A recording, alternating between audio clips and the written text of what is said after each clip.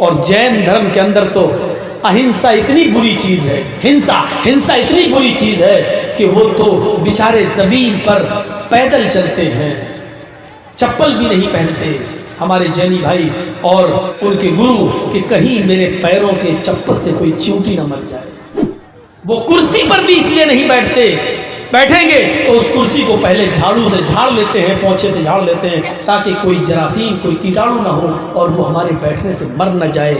वो एक शाम को सूरज डूबने से पहले खाना खा लेते हैं, क्योंकि सूरज डूबने के बाद अक्सर घरों में चिराग या लाइट जलते हैं तो पतंगे आते हैं, कोई परवाना खाने में गिर के मर न जाए।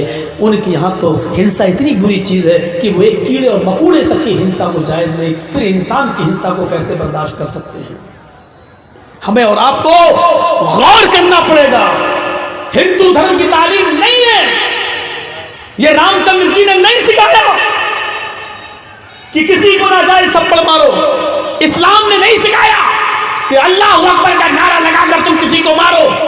जैन धर्म ने बताया कि एक कीड़ा भी नहीं मरना चाहिए, इस हिसाब से जमीन पर चलो कि तुम्हारे पैरों से चींटी भी नहीं मरनी चाहिए।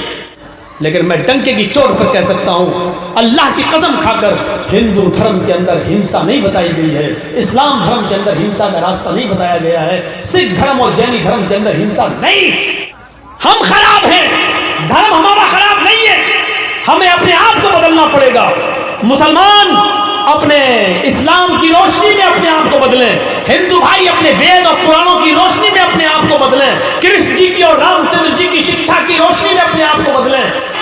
हमारे जैनी भाई महावीर जी की शिक्षा को आम करें और बताएं कि हमारे यहाँ हिंसा कितनी बुरी चीज है, और फिर देखो कि देश में प्यार क्या होता है और देश की एकता और अखंडता किस तरीके से होती है। लेकिन कुछ लोग जो कुर्सी पर बैठे हुए हैं वो नहीं चाहते कि हम लोग एक प्लेटफार्म पे आए, हम लोग भाई भाई बनकर रहें।